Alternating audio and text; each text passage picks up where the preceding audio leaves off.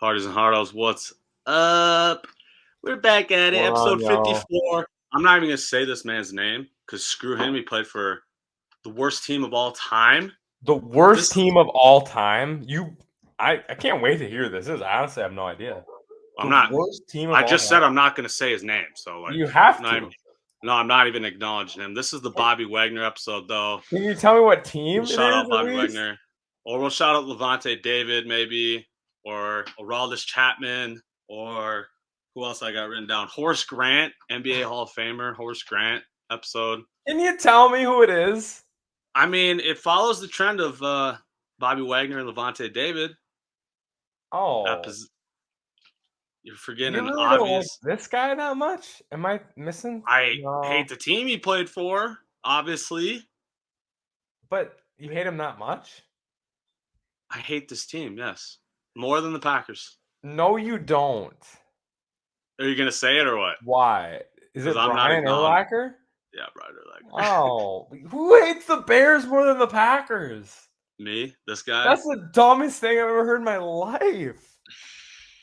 Brady, what do you think? Personally, I'm not a Bears fan. I could say nonetheless, but Who do you hate more, though, the Packers or the Bears? I hate the Packers way more than Thank the Bears. thank you. Like, All right. Humans. You can't deny it. And on that 2-1 win for me, no, let's get her going. Ooh.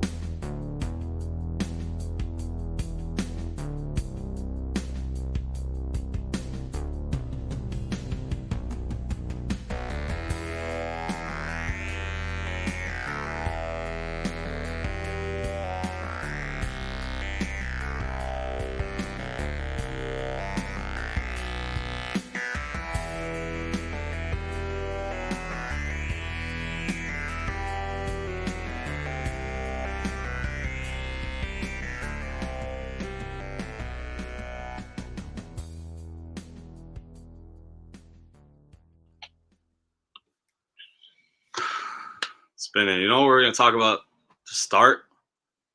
What? We're a week away from the NFL draft. Let's go. Let's go. I know you're excited, Spinny. Cheers, boys. We are. And the Hardys and Hardos are going to be excited because our draft show is going to be fun. You think It's so? going to be good. I think it's going to be good. And we're going to preview that with something that's also going to be really, really fun. So, you want to introduce our guest? This guy right here, Brady, he's been on the pod. What's up, He guys? knows more about the NFL and the NFL draft than anyone I've ever met. It's not even close. It's kind of ridiculous the amount of knowledge that this guy has about prospects coming to the NFL.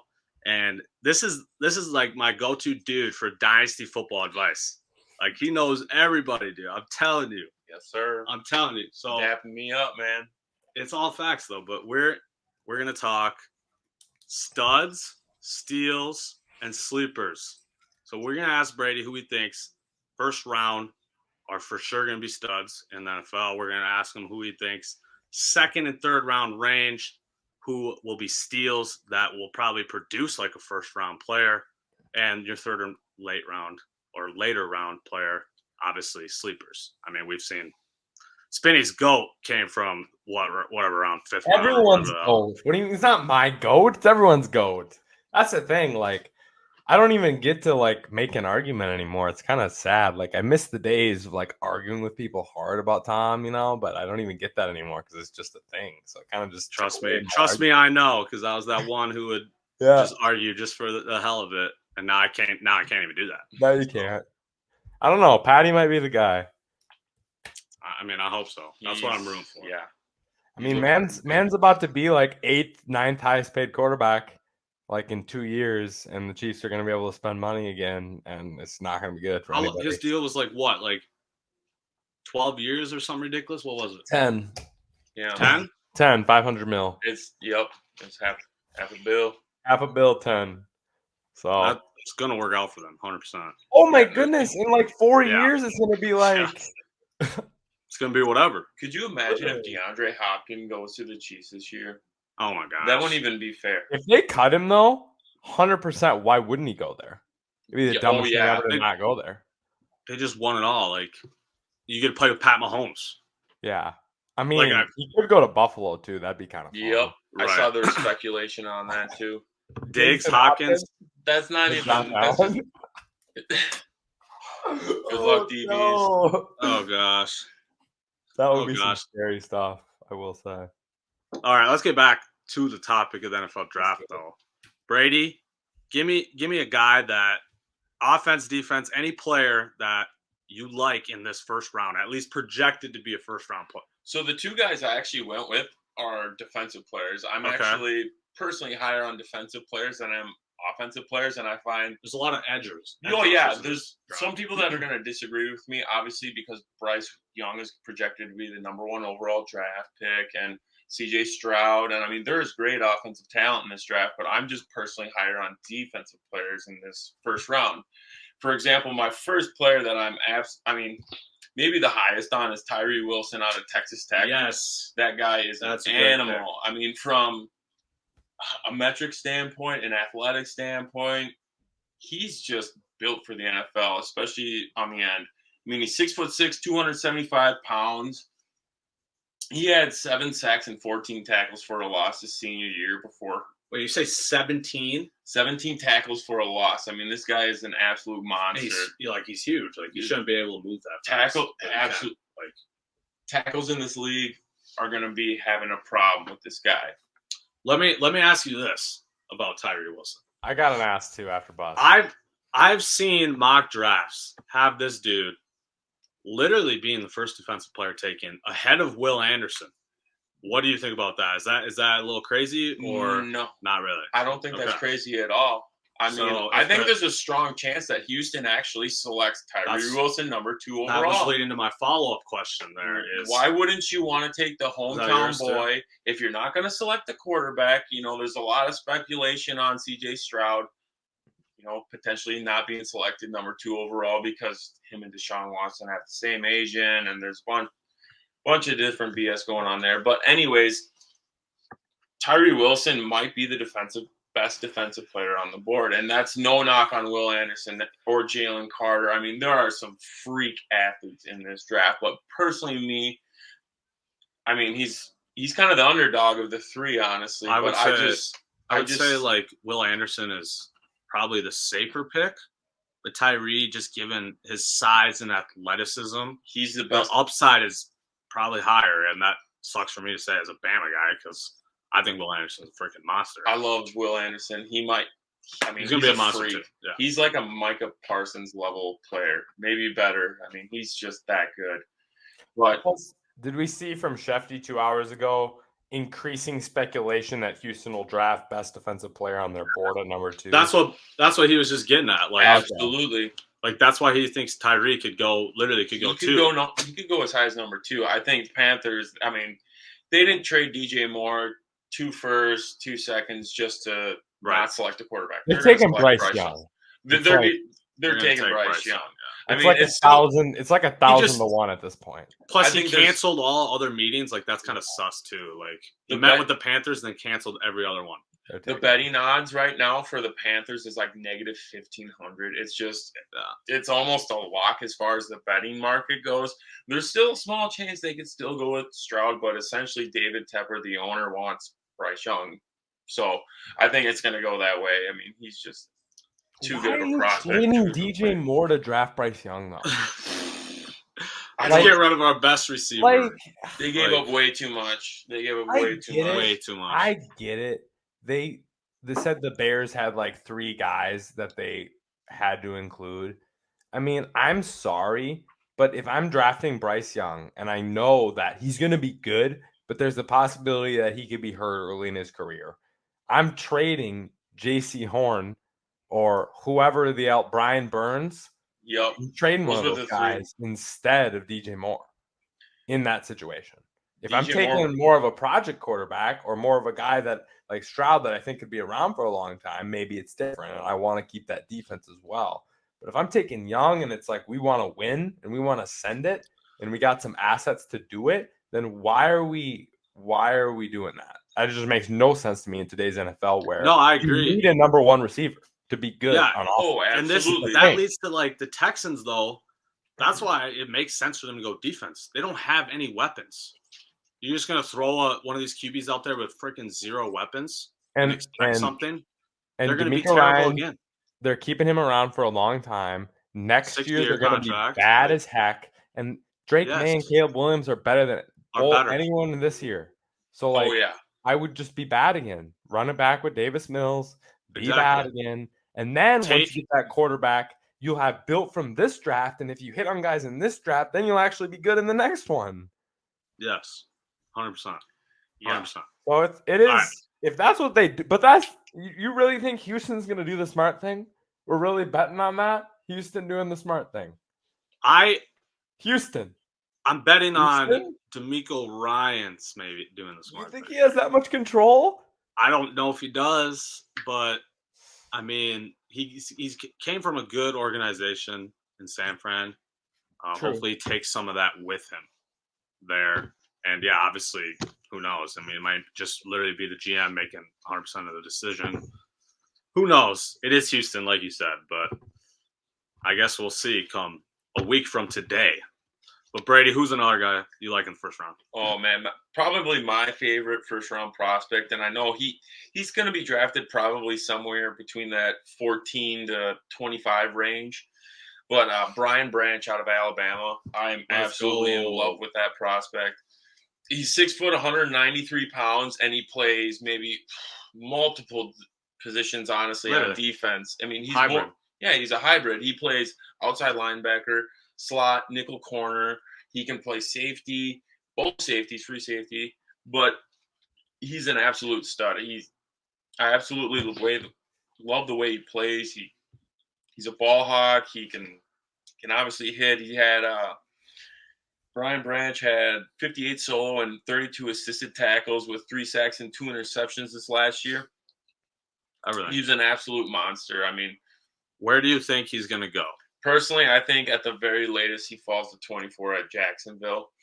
I think that's the Vikings got to take him if he's there, I would love the Vikings to take him personally. He might be my favorite prospect, so I would love for him to fall there. But for some reason, I just feel like we're going to go with top 20. Well, right, dude. I think he's absolutely a top 20 player. But I just think Vikings, as far as need, might go receiver first round, especially since Thielen obviously went to Carolina now. So now they need a solidified number 2 wide receiver to take a lot of pressure off of Justin Jefferson. As you noticed, towards the end of the year, Justin Jefferson started getting shut down a little bit. So I think the Vikings potentially might draft a receiver just to try to take the pressure off of them, like a Jordan Addison, Zay Flowers. I mean, personally, I'm not as high on Quentin Johnson as other people, but I could see us drafting him. For the people that go ahead.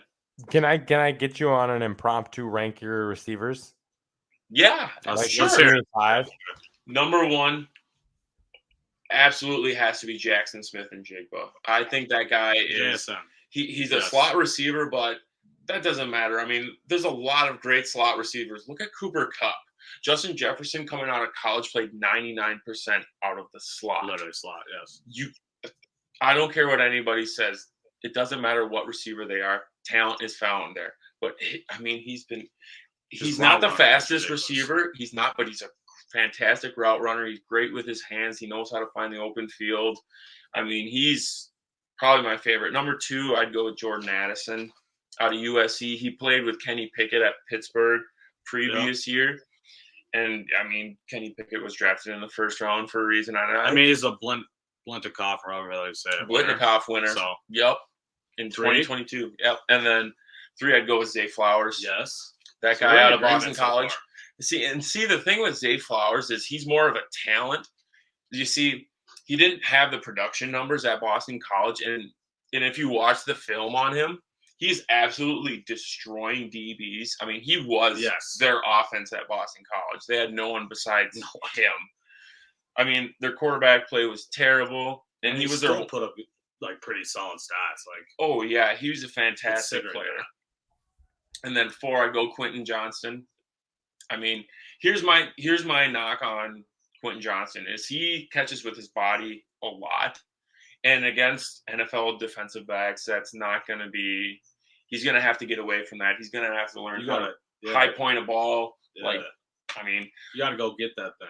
I've seen a lot of NFL analysts compare him to T. Higgins, and I just don't see it. I think T. Higgins is way better at contested catches. Way better. He's way better. But, I mean, the thing is, though, is after the catch, Quentin Johnston is a monster. The guy is flat out yards after catch. I mean, he has talent. I mean, I see him somewhere between late first and early second round, maybe, but he's great. Number 5. Let me think here. I mean, there's a lot of good receivers in this class. Good receivers. I don't say great, but let's go with. Well, see, the problem is the guy I want to say. He's another prospect that I'm actually going to do a little notation about here, but I was about to say this. Right, I'm saving this for round 2. I'll save number 5 because the guy I want to do is my round 2 prospect. Right. So. Okay. I gotta pause you for 1 second, Brady. Little breaking news here. James Harden just got ejected. That's what I was just watching. Yeah, I was like, for hitting Royce O'Neal below the belt, I guess, but it didn't. It looked incidental as heck. And Nick Claxton just got ejected. Yeah. What is going on? What?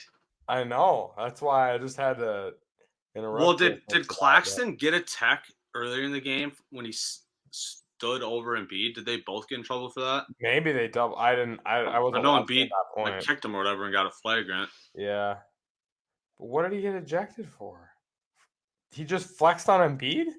Well, that's what I'm saying. He's taunting. So that had to have been a second tech then, right? Yeah. You can't just get ejected from that. If he did, that's ridiculous. Yeah, that has to be a second tech then.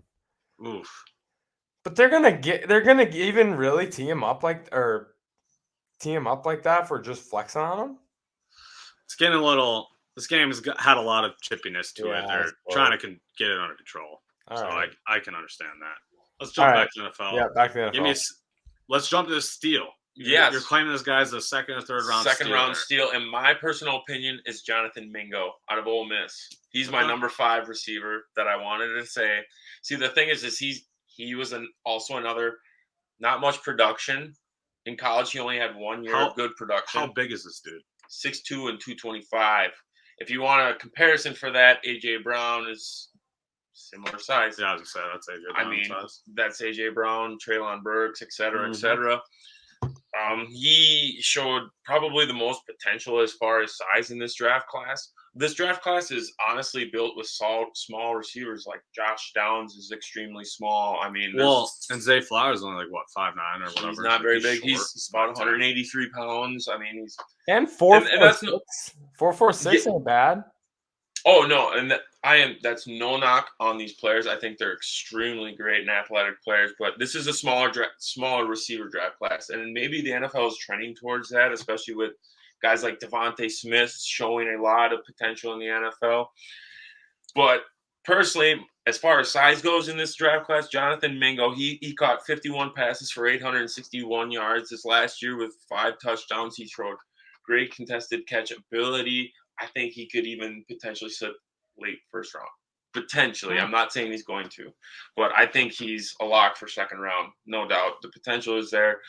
There's been reports that a lot of NFL teams have already showed interest into this guy. I don't see him falling past the second round. You got the size and athleticism. You can't teach that. That's just natural. Absolutely. And you just put it right there. The yards after catch, you cannot teach that. You cannot teach that. That's all heart. That's all strength. That's all ability. And that's essentially what it boils down to. And sorry if I'm stealing another topic from you, Brady, but is Jalen Hyatt going first round? Oh, see, and that's a fun one, especially as the Blitnikoff winner this year. I mean, the guy, okay, so I love the talent, but here's my knock on him. He's a go route receiver. If you watch a lot of his games, see, Tennessee is built off of, I don't want to say a gimmicky offense, but kind of.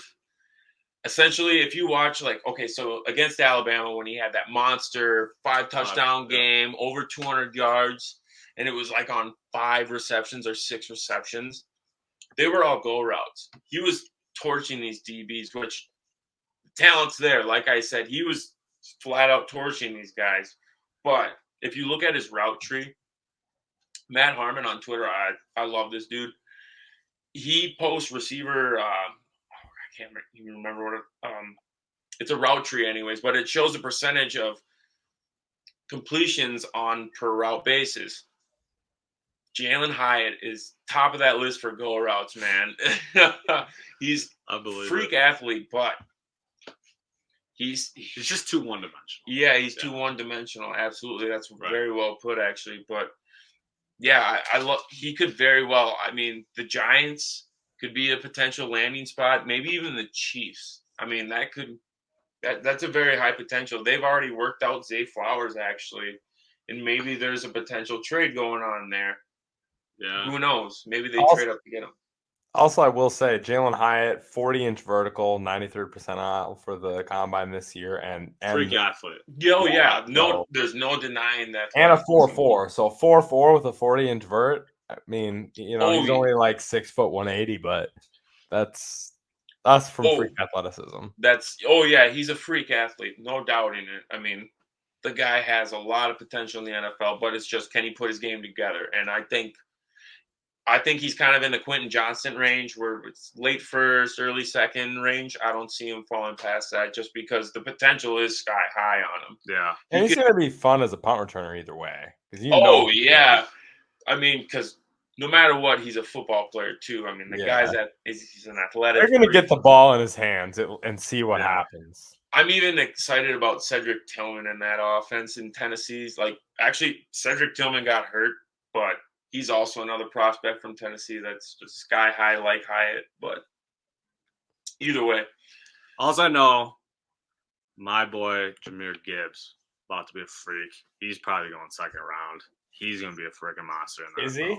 Yes. Or is he going to be a bust? No, he's going to be a stud. I don't know, man. I don't know if I personally love him. I personally love him as a prospect, just because. I mean, that's what I'm saying. Like, okay, so the biggest knock on him is 199 pounds. Right. So he can't put on 5 pounds. Yeah. Like, come on. This guy's a freak athlete. He was literally, I believe this last year, he was the leading receiver for Alabama at one point. Yeah, he was. He's a freak. The guy runs a 4.3 speed. He talents there. I don't see him going past round 2, Arizona. I don't see him falling past that. I think the need is there for Arizona. I think the need is there for Houston as far as running back goes. Yeah. And that's what I could see that. Is he actually a starting running back, or is he like? No, he's like a DeAndre Swift style player, like an Aaron Jones style player. He might get 10 to 15 carries a game. He's not a workhorse. But why does that why that face? Like, no, name like anyone other than Derrick Henry who is like a true workhorse anymore. I don't mean true workhorse, but like Bijan Robinson. I mean, yeah, probably. But like, there's like Miles Sanders can run the ball between the tackles good. Oh, like that's what absolutely. I'm talking about. Like, I would even put guys like that, like even Tony Pollard this year proved that he can like be a main starting running back. That's the thing I mean. Like, I don't mean you have to get the ball 20 times a game, but Dalvin Cook's in that category. Like, off the top of my head, who am I missing? I think Jahmyr Gibbs could actually be like a Tony Pollard plus player. Because obviously Zeke was the lead back for the longest time, but everybody could see that Tony Pollard was a freak athlete. And everybody could see that talent was there. And then when he finally put his game together, you got to see what Pollard did, and that's why he got paid this year. Can Gibbs be as good as Austin Eckler? Maybe. I mean, the talent's there. That's tough. We'll see if he can put it together. I think Austin Eckler and Jahmyr Gibbs are maybe like 3 pounds apart. So, really? Okay. Yeah, they're close. I believe they're very close, because that's the biggest knock on Jahmyr Gibbs right now. He's only 199 pounds at the combine. Is Alvin Kamara a better comparison for Jahmyr Gibbs? Nah, Alvin Kamara weighs like 20 pounds more than no, Okay. excuse me, it's like 15 pounds more. It's something like that. I Okay. think Kamara played like 215, something like Okay. that. Yeah, All right. So that sounds right. I would say I don't want to even say Eckler because he's his own Well, beast. that's like ceiling, right? That's absolute ceiling. Yes, Yeah. I agree. Like Yeah. absolute ceiling. The speed is there, but Eckler is just his own. Yeah, I don't being. know. I don't know. He's probably not reaching that. No, but I could. Eckler's different. If I could, I Who's don't want to better, even say. Alvin Kamara or Austin Eckler? I mean, at this point, I have to say Austin Eckler. I would say Aaron Jones would be a better comparison for Oof. Jahmyr Gibbs. Okay. I would say Aaron Jones. Like if I want to be just realistic, I mean, Yeah. and Aaron Jones is a damn good running back. No, one yeah. can deny that. So Yeah, I mean, I'm Aaron just Jones- saying that's realistic. If he's Aaron Jones, then I'm in. Like Aaron Jones is in that. Aaron Jones is in that Miles Sanders, Tony Pollard category, right? That's what. Right, yeah, about. and he wasn't a full-time back. That's why Green Bay drafted A.J. Dillon to be that between the tackles pounder. You know, Aaron Jones was more of like a zone run scheme player, kind of like Dalvin Cook, and more of a receiving threat, like DeAndre Swift too. So I would say that's a good comparison. But What else you got, Brady? You got anything okay, else for us? I was gonna say my favorite second-round player, maybe Keely Ringo out of Georgia. Yeah, That guy is he's okay. So he's not even the best cornerback prospect in this draft. In my opinion, that's Devin Witherspoon out of Illinois. But maybe really, that's yes. your pick, huh? That's my favorite defensive back out of Illinois. If you watch that guy, it's amazing.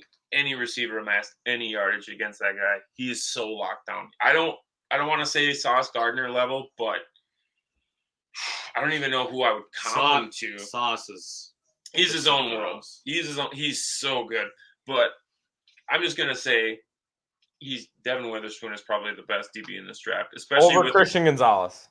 Christian Gonzalez from an athletic standpoint is way more athletic, but I just see the talent more, and honestly, I see the talent more in Devin Witherspoon. And that's no knock. That is no knock on Christian Gonzalez because I watched his combine. I was even watching the DB day, and yeah, he can flat out ball out, and he's so fast too. He's lanky, like 6. Yeah, he's only like 6'1", 6'1", but he seems way taller than that for some reason. Oh yeah, in today's modern NFL, where receivers are, right around that 6 foot to 6'4" range, you're gonna need a taller DB, especially. So, yes, but here's my take on Keely Ringo. It's funny because my round 2 prospects were Jonathan Mingo and Keely Ringo. Mingo and Ringo. So I didn't even plan to do that. That was the funniest part. I started putting this together. I'm like, oh my God, that's actually really funny. Oh, no. But Keely Ringo is 6'2", 210 pounds, so he's that prototypical stud lockdown cornerback size. He had a total of 42 tackles in college, 1 forced fumble, 2 interceptions, 7 passes defended, and a absolutely monster Georgia defense. And especially in that conference, the SEC is so loaded with their receivers. I mean, he's playing amazing talent. Like you're put up against a pretty tall task, and especially every receiver that you go against, it doesn't even matter if you're lining up against the wide receiver too. You're gonna have to face damn good cornerbacks, and this guy is just it. I watched this guy. What? So I've seen him in the first round in drafts. What's the knock on him? Like, what are people? Is it durability? His press? No, it's his press corner. I mean, okay, that's not even his knock. He's an average press corner, but in zone coverage, the guy's a monster. And some of it seems to be just that he randomly is just not like he has average games where it's like he's not focused or there's some like sometimes he's just unbelievable and then the next game is just like so maybe questions over the mental aspect of or consistency issues. Yeah. Okay. Jinx. Yep. Okay. Boom. But essentially that's what it boils down. I mean that's the thing that there's so much talent in this draft, but the there's so many different knocks you can put on these players, and especially in the NFL, you have to be picky with it. That's why I think he'll be like late first round, early second round prospect, as well as a lot of prospects. I like a lot of players in that range just because everyone wants to do the easy take, the lowest hanging fruit, like Will Anderson and, Bryce Young, CJ Stroud. But I like going deeper in that with players just because there's so much talent. There's always great players late first or every second, single round. yes, There's talent to be found. Yes. And like a lot of the experts say, like pick 20 to like pick 50 is like the same. Like a lot of times. Oh yeah. As far as hit rate, it's identical. Being a Pro Bowler, so it's like yeah. the amount of picks. That's why like Kawhi and stuff and other GMs trade back a lot in those picks because like it's absolutely. Like, and if you can get 2 picks for one in those sets of picks, it's kind of on the same level. Your chances of hitting on a player in that range is a lot better as opposed to putting all your eggs in one basket with a higher pick. I agree totally. Mm-hmm. I mean, that's not always true either, but I mean, sometimes it doesn't always happen. But that 22 and call it a day. But right. I mean, look at just as far as receivers go, DK Metcalf, AJ Brown, Terry McLaurin. They're all day 2 picks. Yeah. Speaking of Justin Jefferson, the video resurfaced on my Twitter today of Zimmer and Spielman laughing when the Eagles took Rager. I love that video so much. That is one of my favorite videos of all time. They laughed. Thank you, Eagles fan. Even though your team is so good. Howie Roseman is one of the best GMs in the league, but shout out for that mistake by him. Yeah. Wow. What? He fired some of his scouts immediately. Yeah. Hardcore. Oh, yeah. Some guys, at the very least, some guys got chewed out. Like there was some screaming. Definitely. I think someone got fired over the Jefferson pick especially when the laughing video came out, because they've seen that. Oh, he's seen a million times and hates it. Oh my gosh! All right, let's jump to late rounds here. Ooh. Throw me out your top guy. I'm going third or later. I'm going with a sleeper running back, Evan Hall out of Northwestern. Okay, so just hear me out. He's 210 pounds, and he's about 5'8", 5'9". So he's that prototypical size. He's a little tank out there. He's a little tank, and 210, 5. From a combine metric, not a talent aspect. I'm not comparing talent, not even remotely close. But from a size aspect, he's Christian McCaffrey size. That's just size-wise. But, I mean, he is a talented running back. Back-to-back years, he's posted sub 1,000 rushing yards. The previous year in 2022, or excuse me, 21, he was a 1,000-yard rusher, and then this last year he was over 900. But that's just not all of his game. He's also a really good receiver out of the backfield. Last year he caught 55 passes for over 550 yards. 55. And how many catches in the college game? This last year he had about 990 something yards. Okay. So all-purpose yards. 1,400 yards. 1,400 all-purpose yards. He's a great player. I mean, if you look at his combine numbers, his 40 numbers, if you would put side by side him and Christian McCaffrey, they're like the same. They're the same. What did he run his 40? It was, I believe, a 4.46. Okay, something like that. It was fast. I mean, that's hauling. People, I feel like nowadays people are like, that's not even that fast. They're so desensitized to how fast they're that is. They're so used to that, but it's like, I get a lot of players. 4 is nutty. That is so fast. Like anything 4.4 and below is the nuttiest thing you've ever seen in your life. Like, I literally have a trivia question So relating. fast. Okay, let's not dive into that too much then. But I think this draft is really, really deep in the running backs. Absolutely, I agree. There's going to be some dudes 3rd to 7th round running backs that are going to be actually good and contributing in that. And is that why Bijan might fall a little bit? No, you don't think so? I think his ceiling is pick number 8, and I do not see him fall. Yeah. To Atlanta? Yeah, absolutely. And what's the floor? No, Dallas. There's no way he's falling past Dallas. Not even a shot. Not even because the Dallas picks after the Bills. They right? want to run the ball, and I mean, they just re-signed Tony Pollard. Yeah, to a he's one-year not falling deal. past the Bills. If the Bills No. don't take him, they'll never win a Super Bowl. Like, if the Bills have the option to like, not come take on. him, it's like, are you serious? I do not see him going past Dallas though. I've seen. Okay, I I've could seen. see Dallas after Buffalo Buffalo, trading right? up to get Bijan. I could see that. I could probably see that. Dallas I don't- picks I don't before think it'll- Buffalo. Yep. Oh, Okay. Yeah. I could see. I've seen some rumors. I don't know how credible they are, but the potential that the Eagles are interested in him. They have the 9th pick or 10th pick or whatever. 10th pick. They obviously. I mean, their lead back right now is probably Rashad Penny. I guess. Yeah. They just signed him to a 1-year deal, and they honestly, it's a they still proven have deal. What's his name, Boston Scott, and they still have Kenneth Gainwell. But like those two are clearly not lead running backs. They know that.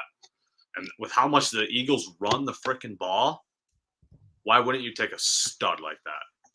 But honestly, they're going to replace with a defensive player. But anyways, what were you saying? Draft day trade for the Vikes, Dalvin Cook for a third, and take him right there, 23. There's so many rumors about cutting him. Like, does no one want him? No, probably not. He makes way too much. Yeah. The third was being exceedingly generous. So we're just about to eat his contract then, I guess. Maybe. Much. I hope not. That's why, like, at least get I don't know. I'd like to get a 6th or a 7th for him, and then just toss us one pick. I think a 4th or 5th is a ceiling for Dallas. Yeah. Just give me a running back. Like we've said this whole time, this running back draft is deeper than heck. So people aren't gonna trade for a running back. And you could go on for days. There's so many good running backs. Even the crazy thing is one of my favorite backs this year is the guy sitting behind Bijan Robinson, Roshan Johnson. That guy is a freak. He had almost 1,000 yards, or no, excuse me, it was like 590 yards just behind Bijan. And I mean, it was on limited carry count. There's teams that have a second round grade on this dude. So this draft is deep with talent. That's crazy. Yep. But my other sleeper, which is like 3rd round and beyond, is Nathaniel Dell, aka Tank Dell. Literally, that's his nickname, Tank Dell. Yep.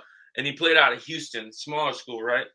But he absolutely exploded these last 2 years. I'm talking 1,300 plus yard years. Yeah, he's a running back too, right?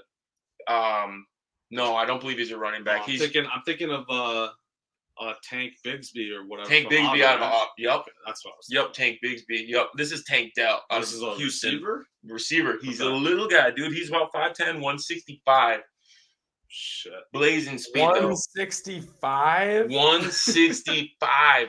But here's the thing is the production was there. Just this last year, 1,398 yards, 17 touchdowns. He literally led college football in touchdowns and receiving yards this last year. Wow. Okay. Tank Dell, remember the name because he's going to be a 3rd round pick, I believe. Personally, he could go beyond that, but Tank Dell. Is this man gonna make it past the 2nd week of training camp when he gets locked by his safety in practice? I don't think this is a I do not think this is a Tutu Atwell. I don't think because Tutu Atwell out of Louisville was similar size. I don't think that. I think he's much more talented. Granted, obviously he could fall through, but he had 14 touchdowns in 9 games with Houston. So 17, dude. 14 in his last 9. So yep. Went dummy at the end of the year. Straight up, dude. I mean, literally, and not only that, he's got some of the craziest hair I've ever seen. It's like Cam Newton. That's crazy, dude. But I absolutely love Tank Dell. I think he's going to go 3rd round. And I think even if the Vikings don't even select a receiver in the 1st round, they could go with him in the 3rd. He's just a lot of prospects have him even at a late 2nd, early 3rd pick. But he could fall just because he's a small school prospect. And small school prospects have been very hit or miss. I mean, like Jalen Tolbert last year for the Cowboys did not did not happen. Don't remind me about that. Yeah, Jalen Tolbert did not work out, and that's why they traded for Brandon Cooks. But that's neither here or there. I also have an honorary mention in this draft class. Honorary mention. Yep. So this draft class, as you guys know, is super heavy with tight ends. Yes. No pun intended. So which tight end are you throwing out here? Sam Laporta. Okay. Out of Iowa. This guy is Iowa's all-time leading reception leader for tight ends. And if you think of the list of guys that went to Iowa, it's been a lot of times. George Kittle, T.J. Hawkinson, Noah Fant, Robert Tonyan. I mean, this guy is literally built to play. And not only that, he's shown potential at college. The production was there. Back-to-back years, he's showing like 40, 50 receptions. I mean, this guy can flat out ball. I think he's my personal favorite tight end besides Tyler Kraft out of SDSU. That guy can also play. But, I mean, everybody's super high on, Dalton Kincaid, which is understandable if the guy can play out of Utah. And then Darnell Washington. Michael Mayer. Yep. Darnell Washington is not going to be as much of a receiving threat as he is essentially like a sixth offensive lineman on the field. Because that guy is massive. Dude, yeah, he's so big. He's like 6'7" and 275, 280. I mean, very large human being. But Sam Laporta, he caught 58 for 675 and a touchdown this last year. And he is a legitimate receiving threat for a team. And I think he's even a sleeper for, second, third round. But the guy can flat out ball, and he's so overlooked in this draft. So have to give a shout out to him. Sam Laporta out of Iowa. All right. I like it. Well, boys, I think it's time for me to once again continue the streak. Oh, actually, I got dubbed on a hockey episode. That's right. No more streak for me, but I am still beating Spinny's rat ass. Blah, blah, blah, blah music.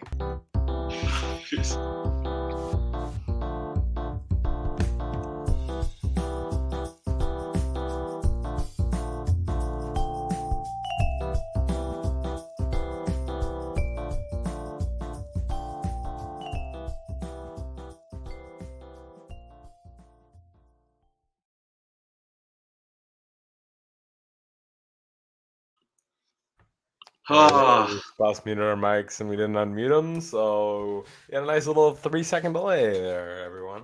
Deal with it. I'm back. Deal with it. Oh yeah. Audio listeners thought their stream just stopped. Yeah, they did. They thought it paused. Like, the hell? The hell's going on here? All right, that's for me. All right, let's go, Brady. Ask first. Easy question. I gotta get my. Who is the only player in NFL history to retire halftime of a game? You got my answer. You know it? Duh.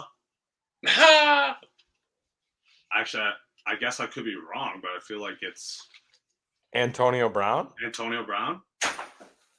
Are you both? That's my guess, 100%. Because Antonio Brown didn't retire at halftime.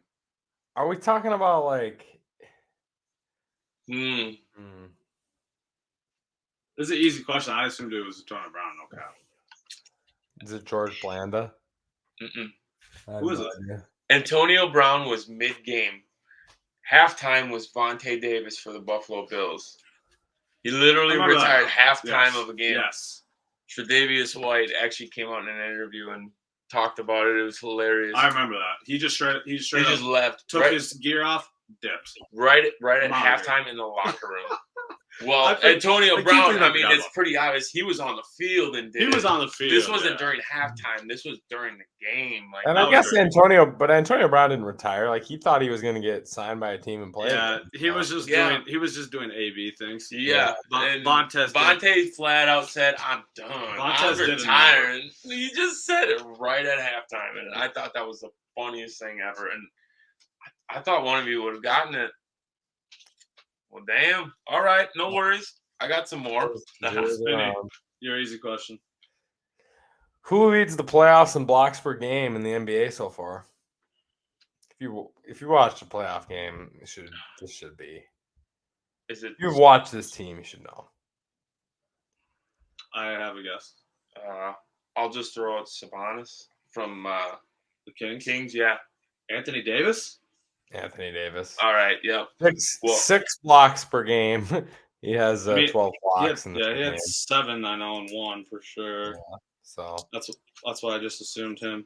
To All be right, my easy question: how many coaches in the NBA history that have won Coach of the Year were unanimous selections? How many? this is an easy question. Yeah, because if you 0. think about it, it should be.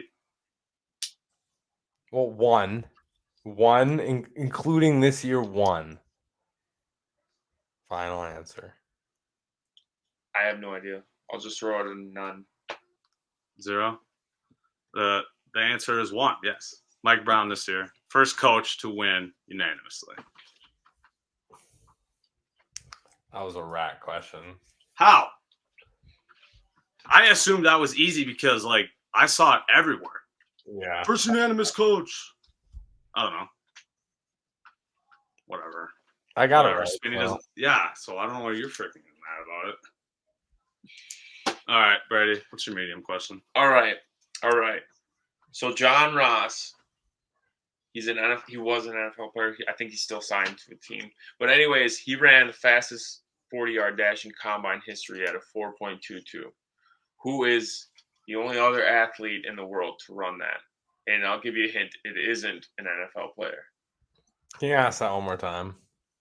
Okay, so John Ross, Mm-hmm. he was a receiver drafted by the Cincinnati Bengals. Yep. He ran the fastest 40-yard dash in combine history at 4.22 seconds, which is insanely blazing fast. Who is the only other athlete in the world to run that 40-yard dash? And I'll give you a hint. It's not an NFL player. I have my guess. Usain Bolt? Usain Bolt. Yup. Usain Bolt. And that's only, if it's not Usain Bolt, then I know. Maybe I was like, if it's not Usain Bolt, then like maybe what I am should have doing? said that one first. But regardless, I mean, that's just to give you an idea on how talented and how fast these players actually that are. is ridiculous. Which is Yeah. that's 4.22. Oh, insane. man. Chris Johnson at the time ran like a 4.24. 4, yeah. It was just fast as hell, man. Chris Johnson was unbelievable when they would give him that little pitch toss. And it Yup. would just get around the corner, and it was Oh, like man, he was just not gone. even touchable. Dude was OP and Madden. Oh Facts. yeah, him and AP. Facts. Yo, Big facts. All right, is it me? What do you got, Spinny? Question. Who leads the playoffs in assists per game, and how many? 1 point for each. Okay, and we don't have to name the freaking to the decimal here, do we? I'm going to give you the hint. It is Okay. exactly 0.5. So it's a number 0.5. Oh, Exactly. okay. That helps. Leads the playoffs in assists. 3-4 games in.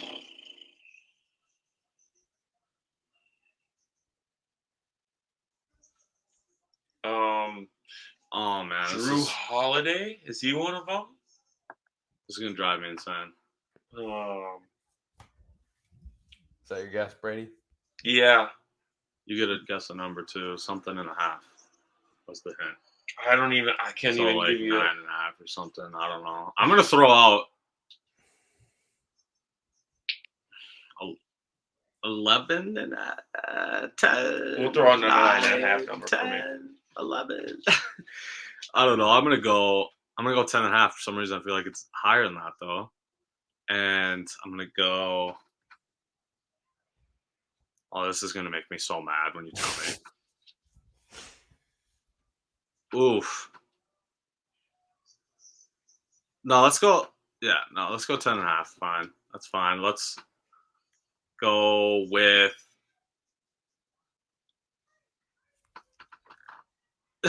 Dinwiddie. Dinwiddie. Dinwiddie. No. I don't know. He was on The answer is 13.5. Okay, I knew it had to be more than 10.5. And the player is Drew Holiday. Damn, let's go. Drew Holiday. Let's go. Second, Donovan Mitchell, 10.5. Third was James Harden with 10, but that was before tonight's game, so I don't know if I went up or down. But I imagine Yeah. down. So you got ejected. oh yeah, duh. All right, my medium question.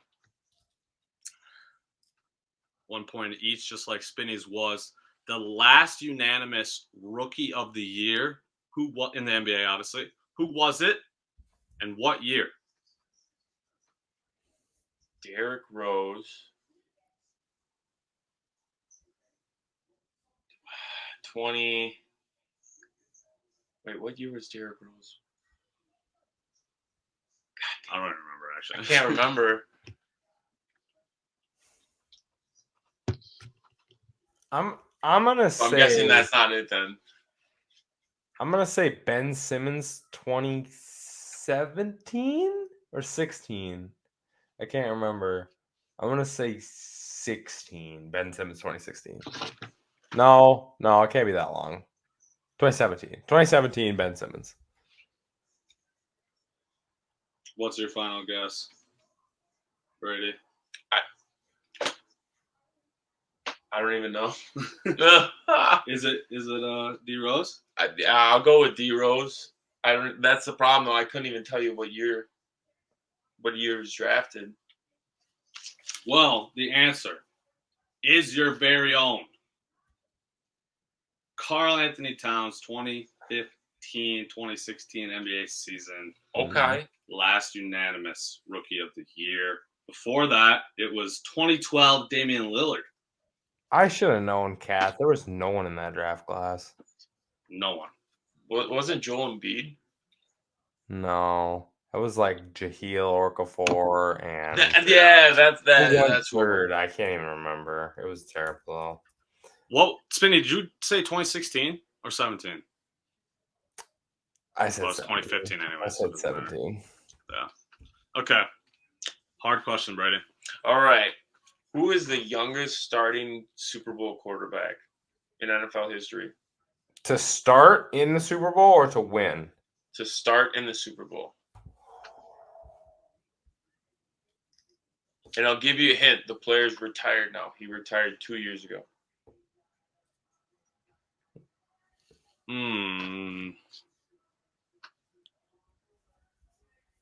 I have a guess, but Me too. All right, let's hear it.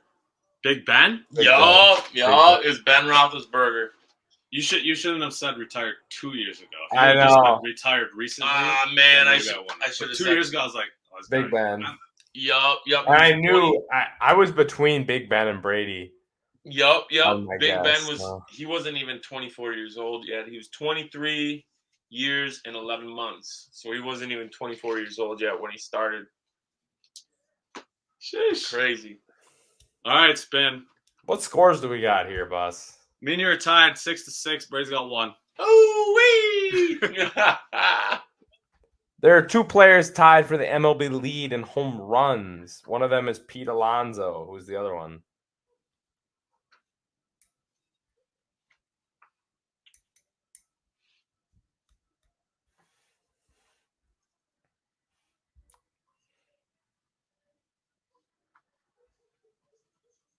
Pete Alonso. Straight up, I have no idea.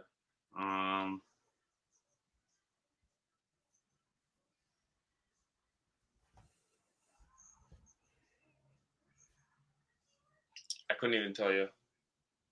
Stump me. Dude, it's gonna drive me insane. I literally just read this dude's update on Fantasy app. Can you stop with that? I can't concentrate on what I'm trying to think about here. Okay, 10, 9. No other hints? 7. No AL, NL hints? NL. 5. NL. 4, 3. Couldn't tell you. 2. 1.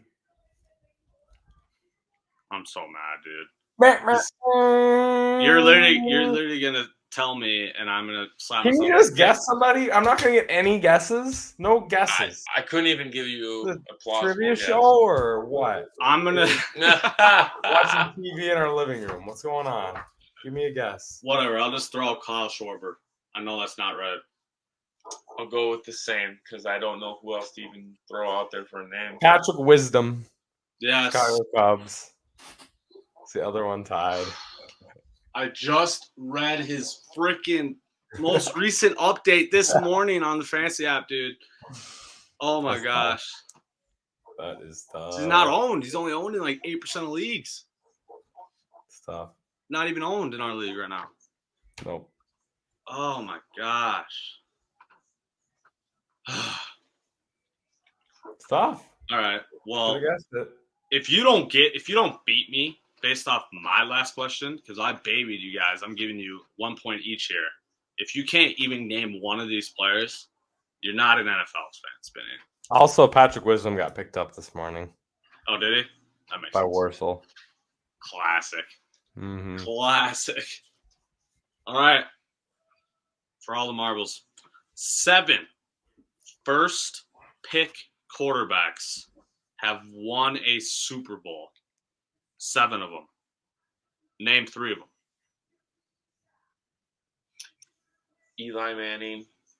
No. Don't say anything. Don't give Spinny any ideas. Once you have 3, you can tell me. But All right. Fuck. I shouldn't have spoke out loud.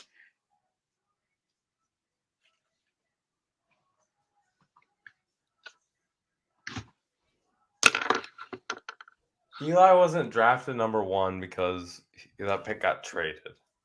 Okay, so if you have 3, I have 3. just hold them because Okay. Spinny doesn't have 3 yet.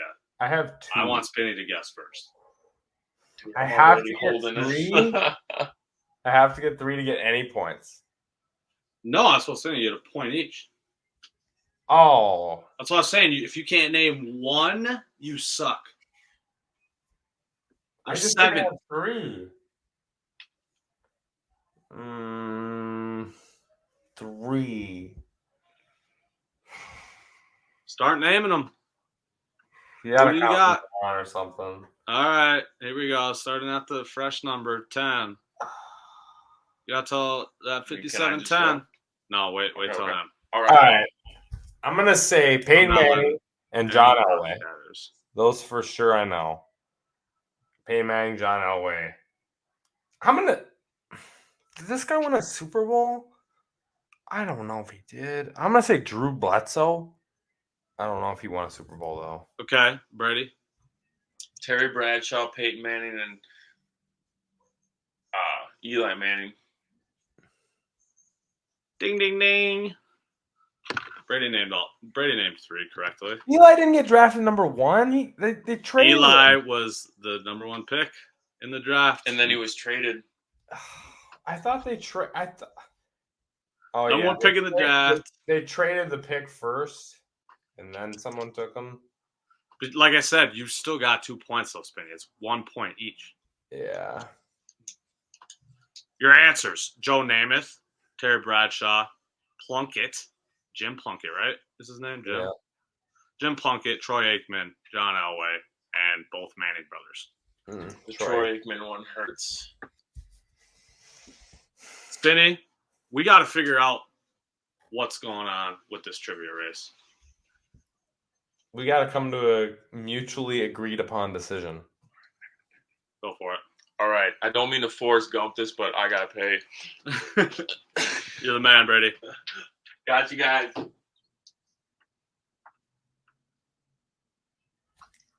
What do you think then? I don't know. They're just staring at me. You got to bring something to the table. Man, I brought something to the table before we started recording. You were just not about it. No, I wasn't. So bring something else. You're a came up with the pansy. water idea. So You're you a got to bring something pansy. else. I will. Well, I'll tell you what, because I'm at 146 now, dog. Like, I'm gonna get this next time we do trivia, dog. I will I don't know. Loser stabs himself in the hand with a pencil on camera. I don't know. That's You're at 140. I'm at 146. So I just got to beat you 10-3 next time. Lit. 10 to 3. I'll make sure we have a 12% trivia. Oh my gosh. All right, let's talk about the NBA, huh? Yeah, let's do it. Oh, the NBA playoffs, as we know. I don't know That might have why. been the best exit of any guest we've ever had, honestly, Oh, by the way. 100%. Shout out Brady 100%. for literally one of the best exits of all time. We love you. All right, now to the NBA. You know what, man? I can't get this thing up. So we're gonna do it this old-fashioned way. Oh no. Am I gonna be able are the Hardys and Hardos gonna be able to see this? If you don't normally turn into YouTube, tune in on YouTube. Please turn to YouTube for this episode right now for our audio listeners so you can see the merch. Yeah, we're merching y'all. This is trippy to look at. Why are you? Because it's not popping up. Oh, we got him on the computer. That's smart. That's smart. Yeah. So here's our merch, just because we didn't get this out, obviously, in time for y'all. True. We wanted to merch our picks, so when we're talking about it here, you guys don't think we're a bunch of phonies. Yep. A.K.A. Spinny, not me. So says the one as you who see- only teams I see in the finals and included the Warriors. Nice. Okay, so this is where you make no sense. You're acting like these guys aren't the defending champions. You act like they're not down 2-0 in the series right now. And You act like I didn't look at the they're date, missing dog. Draymond Green. Look at the date. Game started Saturday at noon, dog. I texted you that before the series even started. I know. I'm saying we're wrong. You were wrong about the Warriors. You've been wrong the whole time. They have not been. They've been a bad team the whole year. They haven't been good. They don't have a chance. They've never had a chance. That is blasphemy. You were wrong. That is blasphemy. To say that. I can't I was wait not wrong. when the Light the Damn Beam Kings beat them in the first round, and then I can say you were wrong the whole time. Oh, weird. Spinny. Let's look at the screen here, dog. Yeah. Warriors. No, yeah. I did not think they would lose to the Kings, but I picked them to lose in the second round to the Lakers. So did I, dog. And I said they have no real chance of winning the championship, and you disagreed. So I'm just saying. Oh, so this says win the championship right here, huh?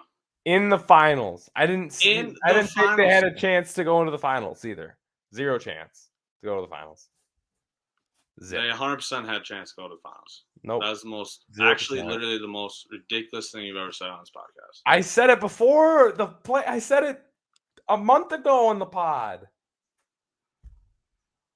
You're ridiculous. What do you want from me? What do you want from me? You're me? ridiculous sometimes, dog. Did I not say that though? You're just ridiculous. Why am I ridiculous? Why? Because I'm right. Because I'm right. You don't like it. The terminology zero. Like, come on, bro. There's no, like at least not come on 0%. They've shown it. See, 84 games, shown it 0%. Listeners, don't be a sports fan like Spinny. Because what do you mean? Don't be a you're sports the worst. Fan? I'm right. You're the worst. Right. No, you're not right. Every team has a chance, Spinny. There's no such thing as 0% chance. Realistic one. There's no such thing as a 0% chance. Yeah. What are we playing? Semantic game here? They're not gonna make it. I said it. Playing the realist game here, dog. Oh. Warriors don't have a chance. It makes no sense. They don't have a chance, and they didn't, and they won't. So, anyways, our pick. Spinny's takes based on zero logical reasoning whatsoever. What do you mean? They are 1-20 against winning teams on the road this year. They can't that alone, and they're the 6th seed. They were gonna have to win multiple series on the road. They have no chance. None. All right, I'll remember this. Good. If they win, please blast us all over everything. No, I'm talking about the Warriors. I'm just talking about any other time you're saying a defending champion has a zero. You use the word zero. None. 0% chance when they're playing a team who just ended the longest playoff drought in pro sports. Exactly. All four. They have less playoff experience than possibly anyone could ever have, and these guys have 4 championships. Exactly. And they you're shouldn't be saying losing zero. to them. And you're saying 0. That's what I'm getting at. What do you mean they're losing to them right now? It's almost like 5 minutes ago. I said that text message is from before the series, dog. Would I make that statement now? Did I make that statement? You were wrong, is what I'm saying. You were wrong. No, I'm not. Yes, you were. That statement was wrong. That's a general statement, dog. I'm saying in general, generally wrong. There's only those teams that I could see in there. I'm not seeing any other team that would make it in there. Did I have faith in them going that far? No. There's a difference. I'm just saying that's all I said was those are the only teams I could see. Bus can play semantics on this pod all he wants, but you know what I mean. Come on. That's what that means. No, come on. You can't say that. They read the texts. You showed the text. You can't exactly. say They read the text. Said, and then it's like I've got a text lawyer in here playing. The text simply said, these are the teams I could see in the finals. The only teams. You should not have been able to see the Warriors in the finals because they had no chance. That's my point. Which, like I just said, is the dumbest thing I've ever heard it come out of your mouth. Hardies and Hardos, please comment on this because this is the dumbest argument because I've never been so right about something in my entire life. And Bus can't answer it. I know for a fact no one will agree with you. That is wrong. Do you not realize how many Warrior fans there are? Do you not realize that? You literally said they had zero chances. People will agree I have 0 chance. I'm saying people. Oh yeah, that is what I'm saying, isn't it? That's exactly. That's all. Yeah, you're right. I'm not gonna win that. Well, Hardies and Hardos, you can comment on it anyway because I forgot we got a bunch of Warriors. Light the beam, though. I mean, I'm about it, dog. Don't get it twisted. Light the beam. I'm about it. Light the damn beam. Yeah, light that thing up. Man. Yeah, I'm just arguing. There's too many Kentucky boys on that team for you to not like them anyway. So what on the Warriors? No, on the Kings. Okay. I thought you were talking about the Warriors. Like, what are you talking about? The Kings. Come on. All right, so your boy Mid-Aaron Fox and all. Stop. Mid-Aaron Fox. This guy Spinny the other day calls me on the phone, makes the claim, man, could De'Aaron Fox be a first-team guard this year? Could. It could be SGA and De'Aaron Fox. Mid-Aaron Fox, though, huh? SGA and De'Aaron Fox, yeah. I mean, come on. He went to Kentucky, so you know. Sick. No, that's going to go. Sick. Well, I think we got our fix of the Kings-Warriors series. Yeah, we talked about that enough, huh? Well, Lakers. Sixers, Nets, we don't need to talk about. That's 3-0. The Sixers just did that. Well, that's why I was just staying in the West. East is not even worth mentioning. Celtics, Hawks is over. And I don't think over before it even started. And I don't think without Tyler Hero, the Heat actually have a chance to beat the Bucks, especially because Giannis is going to be back, like one way or the other. He might miss another game or two, but they got dubbed without Giannis. Yeah, I mean they made 25 threes, so they were hot. Yeah, that's true. Let's be real. That's true. But I just think that series is the Heat will probably win another game. It'll go to 6, but you know. So that only leaves Cleveland and New York in the East. Yeah, that was our contention. Did I even have that on the picture? You did pick the Knicks, though. Yeah, but did I even show that picture? No, I don't think you did. But yeah, so that was our only contention. Is right before that game started, Julius Randle was announced to be playing and starting. I instantly texted Spinny and said, Randle starting, I'm changing my pick to the Knicks. And he stuck with the Cavs. That's our only contention in the entire first round across both conferences. I should have picked. I said in that conversation too, I really want to pick the Kings, but you did say that. I didn't have the guts to do it. I don't think anybody had the guts to do it. Yeah, very few believed in the beam. That's for sure. They might literally go up 3-0 tonight. The game just started. I don't think that's going to happen. I don't think it is either. But the Draymond thing hurts, especially because their only two forward centers are Green and Looney. That's it. They don't have anybody else really that can play that position. And Wiggins, maybe. 100%. But that's it. 100%. So that's really tough for them. We got a 17-10 lead to start the game from the Warriors. They're up 17-10 to start the game. Sixers pulled out 5-point win. So they're up 3-0. That series all but over. I mean, Denver, Minnesota's over, right? I was just going to jump to that, yeah. We, I guess, kind of made it interesting after I fell asleep last night. But it was great. Ant was unbelievable. It just so was Jamal Murray. So those two pretty much cancel each other out. Rudy also had a very good game, but so did Michael Porter. So, like, those things cancel each other out. And then we had Jokic and Kat. Jokic had a good game, but not as good as he has had. Not peak Jokic. And then Kat decided to go 4 for 14. So, I mean, that's how it went. That's exactly how it went. And just going down the stretch in the fourth quarter, it was a close game the whole time, but you just knew. You just knew. The writing was on the wall. I'm glad I was sleeping during that because I would have been so mad. When the game ended, I would have been like, really? Stayed up for this again. Sweet. Yeah. Nice. Yeah, it's tough looks. How about Suns Clippers? What about this? Yeah, I was going to say Suns Clippers and Lakers Grizz. These are the interesting ones here. I don't think I don't know. I can't. Is that interesting. Really? After they just beat them without Ja Morant. But number one, the Grizzlies have a 66% win percentage in the last 50 games. I know what their win percentage is. Games. I don't care. Listen to me. Last 50 games without Ja Morant. I know what it is. 66%. With Ja Morant, 63%. Yes. Obviously, they can't actually make a finals run or win a lot without Ja Morant. But I'm saying in a game where you lost game 1 at home and you knew this game 2 was a must win. Because if you lose this game, it's over. You go back to LA for 2 games, it's over. And they were the most desperate you can possibly be. The Lakers were a little confident coming out of a game where they didn't really seem like they played that hard, and they still won. And the Grizzlies have played 50 games without Ja Morant in the last how many ever years and are very equipped to win, especially one game without Ja Morant. And all in the first round series, the road team won game 1 4 times. Heat.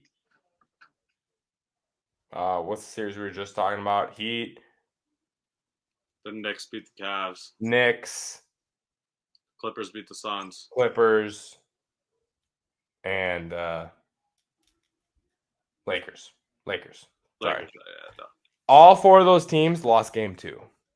Because when you lose at home in game 1, there's a desperateness in game 2 that is so crazy because you are going to lose if you lose that game. And it's happened over history and especially this year.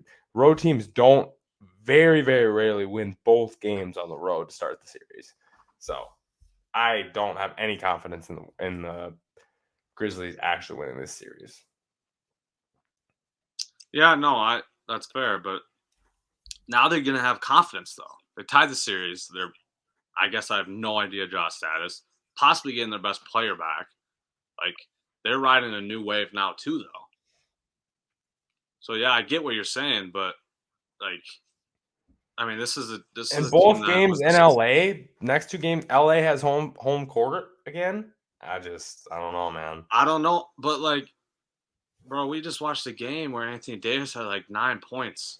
Yeah, but it's not like his shot was off, but it's not like he wasn't engaged. Man had a million blocks, was unbelievable on the defensive end the entire game. Played his tail off. His touch. I'm not taking his offensive game wasn't there. Away.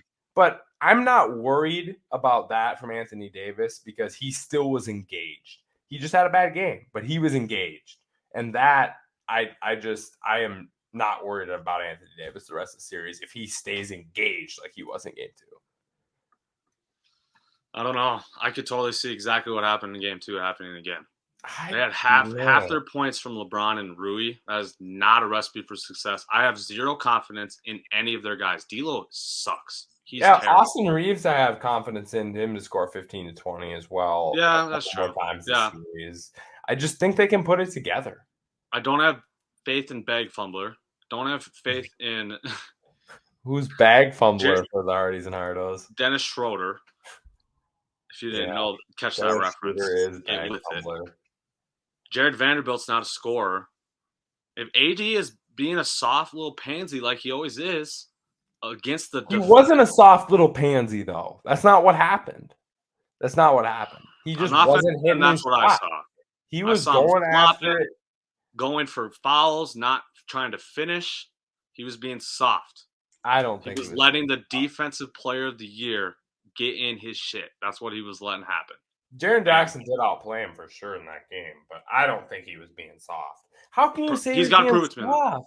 Because Spinny, what game you watching, dog? You can't play like that on defense and be called soft. I don't care how you're playing on offense. First of all. Second of all, he was missing his shot. He wasn't playing soft. You must not have watched him on offense. Not going for the foul, not trying to be a grown man and finish, being all nonchalant with the ball is being soft. I get he's doing his thing on defense, but I'm not taking away from that. All I've been saying is I can envision an offensive performance from the Lakers as a whole like that happening again this series. I can completely envision that because all their role players just suck, dude. Like they don't. With spotlight on, they suck. On paper, they are good. They do when not. The spotlight is on. No, I disagree. Other than D'Lo. Dennis Schroeder is a great playoff performer. No, D'Lo but is a great Malik playoff Beasley, performer. Michael Beasley, and Austin Reeves, and Rui, dog. and I've got those guys. Malik Beasley. Yeah. Have you seen his shooting splits the last 2 months? The dude is he not has good. Been okay when he's came in, not as great in game 1, but if Rui is your most consistent source of offensive production outside of LeBron James, Beasley has taken 6 shots in this series. So, like, how can you even say? Don't trust him. Don't trust him at all. Come on. What do you mean? You act like this is a guy that's just gone to the finals. 52. LeBron 51%, Rui 69%, AD 45%, Austin Reeves 52%, Jared Vanderbilt 56%. Those shooting percentages. Obviously, D'Lo shooting 32%, Schroeder shooting 25%. Don't believe in those guys. Everybody else, I think, can be productive. You literally just mentioned Jared Vanderbilt, who has literally probably negative offensive game. He has 9 shots and he's shooting 56%. 9 shots, so he's 5 for 9 and 2 5 for 9. Cool. 5 for 9. Cool. How many of those 5 buckets were off of putbacks or dump downs? Probably all of them, I would guess. All I'm saying is if AD is soft and lets Jaren bully him on that end of the floor again, that's how they could cause trouble. Otherwise, I'm totally with you because an engaged AD, like you said, is the most dangerous AD. And I agree. It's just so they have 5 players that shoot 12.5 shots or more per game. Everyone else shoots under 5 shots per game.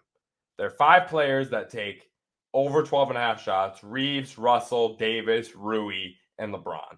I believe in 4 of the 5 of those guys. Yeah, that's fair. I agree. That's where we're at. All right, let's get to the rest, though. Oh, yeah, we didn't even talk Suns Clippers? What? No. That one shocked me, man. I did not picture them coming out and winning that game. Dude. No Paul George out here? Clippers are just deep.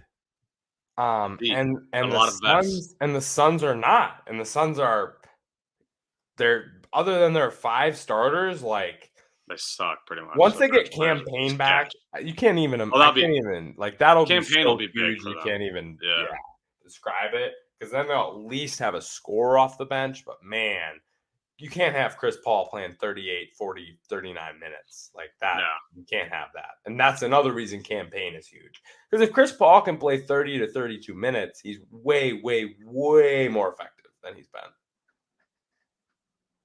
Yeah. No, Chris Paul he's just too old. He's good, but he's not 40 minutes. We have a timeline for Campaign. I don't know. I'm not 100%. Yeah, I don't. I have no idea about his updates. Um, Paul George, though, I don't know. He was kind of moving around like during warmups. Like, kind of seemed like he was, maybe coming back game 4, 5, 6 in that range. I know they said he's not likely to come back in this series, but the way he was moving around on the court, I know live game is way different, but he looked pretty decent out there. Campaign out for game 3 tonight. Okay. So, Yeah, I mean, now they're in LA now, right? This is game 3. yeah. I mean, it's interesting series for sure. I was surprised. Russ has played well, especially on the defensive end. His shot hasn't really been there, but it's been amazing on the defensive end. Last game he shot 56%. Yeah, I was more referring to the Russ done first that, game. and First game he shot like 3 for 18 or something. yeah, first time Russ shot over 50% in a playoff game in I don't want to know OKC days probably. Yeah, 2012. I don't know. Yeah, that's ridiculous. And Knicks Cavs, last little first round talk. I want to ask you about Rocco, because this makes no sense to me. How is Rocco's not playing? I was reading articles about this. Clipper fans are livid, dude, and it makes no sense. What's his face? Ty Lue has given no real explanation to it. It's obviously coming from Ballmer. He on the Wolves like 5 years ago. What do you mean? Dude, he's been amazingly good for the Clippers this year. His stats are ridiculous. Yes, look him up. Robert Covington. Yes. He's shooting like a 40% clip from 3. You look at his per 36 stats. They're like a zillion, cajillion times better than Marcus Morris and Nicholas Batum, the two guys playing over him. But come on. You've watched. He's averaging 6 points per game and 16 minutes per game on the season. He doesn't play. He doesn't get to play. He doesn't. Bro, it's a thing. I'm not making this up. This is a I know you're not making this up. I just think Clipper fans are wrong. Batum and Morris are better. Like, we've seen Robert Covington for the last 2 years. Yeah, no, they are. They are. Marcus Morris? Yes. 100%. This is where I really question basketball knowledge, man. I'm not even kidding you. Marcus Morris is walking garbage, bro. What? Rocco couldn't play any defense 2 years ago. This man is not. Oh, my God. What? I know he's known for defense, but he's too slow. Too slow. Have you watched the Clippers this year, man? Have you? Yes. Marcus Morris is so bad, Spinny. How can you say he's better? He literally sucks. I don't see anybody roasted more on Twitter than Marcus Morris. Everybody thinks he's cheating on team. He sucks. 42% from the field, 36%. I don't care what he is. He sucks. He sucks. And you talking out here, your doc was, he's so slow. Marcus Morris and Nicholas Batum, yeah, because they're racehorses, huh? They get up and down the court, don't they? Like, that's my point. All my point is like, you're not playing this vet who's a proven 3-and-D successful player, but you're playing these guys who haven't done anything. They're not producing. If they were been producing, that'd be different. These guys are out here sucking. There's a reason Ty Lue's not playing him. I trust Ty Lue. I think he's a good coach. So. Really? So you that's what I'm saying. You haven't seen any of his statements. Nothing, dog. You don't even know. Ty Lue? It's his statements all suggest it's coming from above. What? Why Rocco's not playing? Yes, he literally said the words Rocco deserves to be playing. You don't just say that and then not play him, right? Like that doesn't make sense. That's weird. Yeah. That's why everyone's like getting trying to like figure it out. They're like, what's Steve Ballmer's deal with Rocco? Oh, this is like a thing. Yeah. Oh. Clipper fans are livid, dude. Wow, I was just arguing for 10 minutes like an idiot, and you didn't tell me that Ty Lue said that. I started right away with saying this is a real thing, dog. Yeah, but you didn't say Ty Lue said it in the press conference. That's a little different, buddy. No, he didn't say Steve's name. He didn't say it's coming from above, but he said Rocco should be playing. Rocco deserves to be playing his exact words. That makes it sus, right? Like, yeah, it makes it really sus. So that makes no sense to me. No. Knicks Cavs though, we can jump there. I mean, let's just hear why you said Cavs, because I obviously with you to a point, but I just more want talent. to put it on More record. talent.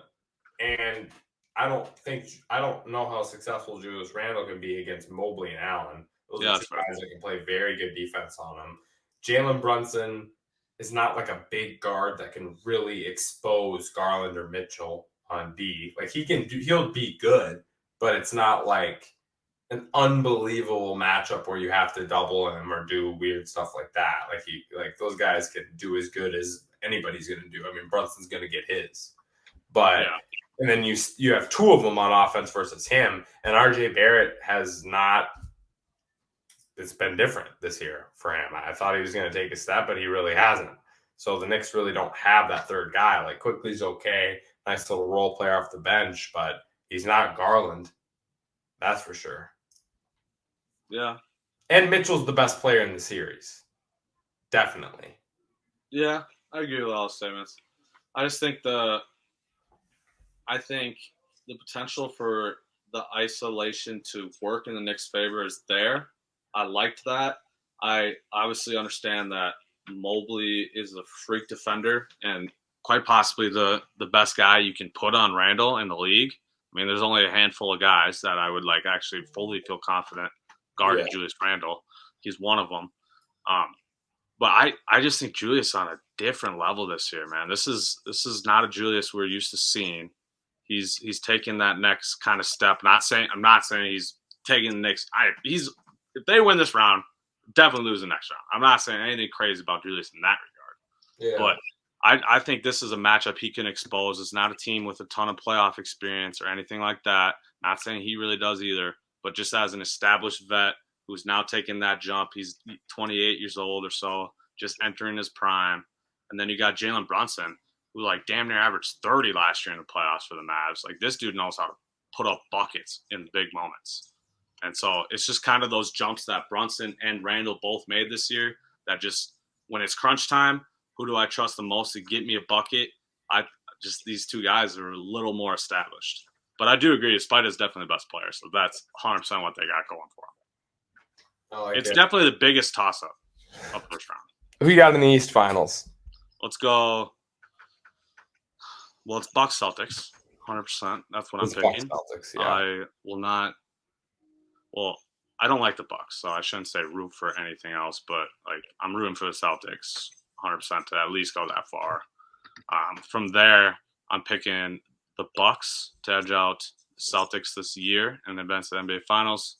My Western Conference Finals, Lakers, Suns, and I'm going Suns to edge out the Lakers, which to me it kind of is backwards. I feel like that I should be picking the Lakers there, but just the combo of D-Book and KD, I think that's just ultimately too much there.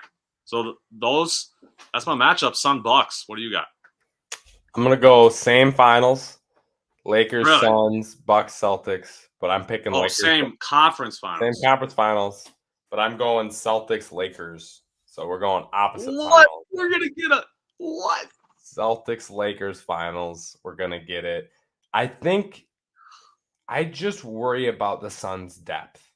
Like Paul, limited minutes, Booker, Ayton, Torrey Craig, KD. That's it. Torrey Craig's played really good this playoff, so I'm throwing him in there. And then Campaign whenever he comes back. Everybody else is terrible. Like Bismack Biyombo. This man. Hey, come on, man. Like this Put man. some respect. Come on. This man looks like he shouldn't have been on a court in the last 3 years. Let's be real here. Jake Londale. And even Josh Okogie's look terrible. Shamit's looked terrible. 2 points per game on 19 minutes. Basically scored 1 point in each game. So bad. He's so bad. He used to be good. Like there used to be like some hype around him, yeah. It's just they have 5 dudes, and then once Campaign comes back, 6 dudes, and everyone else is almost unplayable. I just worry about that as the playoff depth goes on, especially if you get like 100%. Even 1 or 2 game absences from random guys, as happens in the playoffs. Yeah, I'm not even gonna attempt to argue that because you're 100% right. I don't have confidence in saying this. The West is just so up for grabs for me. I don't have full confidence in saying any team advancing to the finals. No. I am pretty damn confident it's going to be the Bucks or Celtics. Like this is almost the most confident I've been in recent years. Do have a chance as well. I'm expecting playoff Harden and Embiid. That's the thing. At some point. Yeah, Harden. Like, I don't think playoff Embiid's going to happen anymore. I think Embiid's probably not. Now. He's too good now, yeah, you're getting 30 to 35 a game from Embiid, but Harden, he was terrible last game. The first game he was okay, and then he got ejected in game 3. So I don't know what else we need to say about that for James Harden, but I'm gonna pick the C's over the Lakers because I can't pick the Lakers over the C's. That's just sacrilegious, honestly. So last year when you chose the Warriors over the Celtics and switched your but that's not Celtics Lakers. That's not Celtics Lakers. And I can't pick LeBron to get his 5th ring because then I would have to admit he was the GOAT, and then that would be. You already did do that. No, I didn't. Off air. Don't know what you're talking about. Anybody who wants to know a story, just hit me up because this kid admitted it. Because Bus will lie to you if you want to know. Okay. Yep. Okay. Blatant lying from Bus. Classic. Who do you got? Bucks win it all. I am going to put it on record right now. The Celtics or the Bucks will be the NBA champions this year. That's the only 2 teams I have faith in winning it all. Dead ass. That's tough. The West is like all the West teams are too inconsistent. All the best teams in the NBA are like the true best teams in the NBA are the top 3 in the East. I feel this season at least. But let's be real. If LeBron gets to the finals, it's going to be LeBron show. Yeah, all bets are off. Oh yeah, no doubt about it. Like LeBron can do whatever he wants for a 7-game series. Like if it's a 7-game series and he knows it's the last one and he can go balls out every game, like I don't and AD's on his money too with both. That worries me in the finals, especially against the Celtics, a team LeBron basically has hated and been rivals with his entire career. Just not my favorite thing ever. I mean, I didn't have the Lakers in the finals, so I don't necessarily have to worry about that with my pick. But I don't know, man. Bucks Celtics, there's too good on both ends of the court, dude. So efficient on both ends. It's incredible. And I hate the Bucks, like I said. So.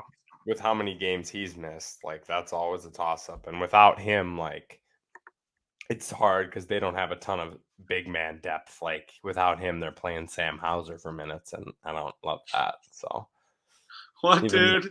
Even though my all-star Sam Hauser. I was gonna say that is literally your man's. Yeah, he can't play any D though. All right, before we hop off here, Spinny, let's shout out our award picks here. Our award picks. So your winners, DPOY, Jaren Jackson, obviously. Clutch Award was Tuesday, De'Aaron Fox, stud in the 4th quarter this year, amazing performances. Wednesday, Coach Mike Brown, unanimous. First ever, as we said earlier. And today, Malcolm Brogdon, one of Spinny's boys, got 6th man of the year, well-deserved for him. I definitely close race. Pre-NBA season. So that'll be on. You did. That's going to be on your dubs here coming up in a couple weeks. No doubt about it. Brogdon total votes 408, 326 for Emmanuel Quickly in 2nd. Then Bobby Portis 97.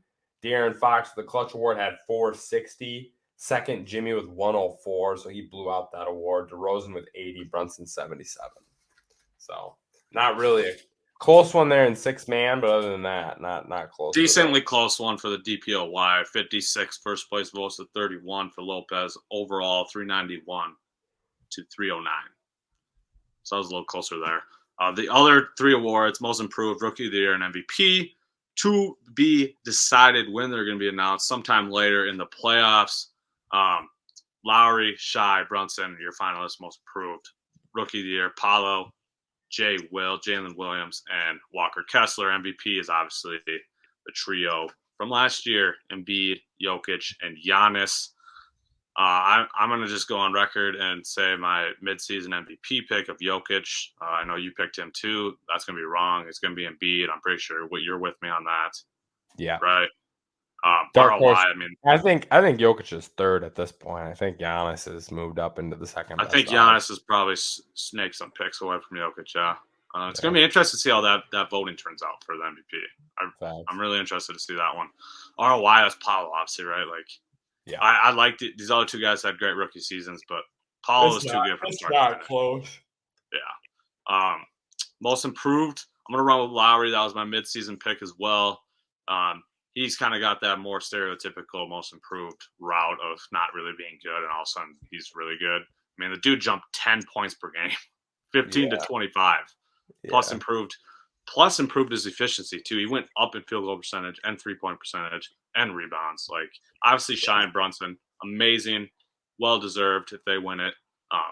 But I gotta go Lowry. What you with me there? Yeah, I think so. All right. Just had to throw that on record. So when I'm 100% right, I can look back on this and laugh at Spinny's face. Yeah, we'll just have to go back to the preseason picks to see who was really right. Man, I don't even. Bro, I think I said Luka for MVP. Yeah, I mean, I said Tatum, I'm sure. Hey, man, that looked good at least for a little bit. Yeah. I mean, Luka looked good for a bit, too. That's true. Like, they were the 4 seed at the trade deadline, and he's averaging 30, 3 and 8 and 8, basically. So that's crazy. But yeah. All right, Hardy's Nardos. There it is. We kind of went long on you. We had a ton to talk about tonight, so it is what it is. And keep watching the playoffs, y'all. Get ready for that NFL draft next week. Time of year. We'll see you next week with the NFL draft special, right? Yes, sir. Mock draft. We got something special this year for it. It'd be fun. Tune in. Thank you. Hug your friends and family, and have a wonderful evening. We love y'all.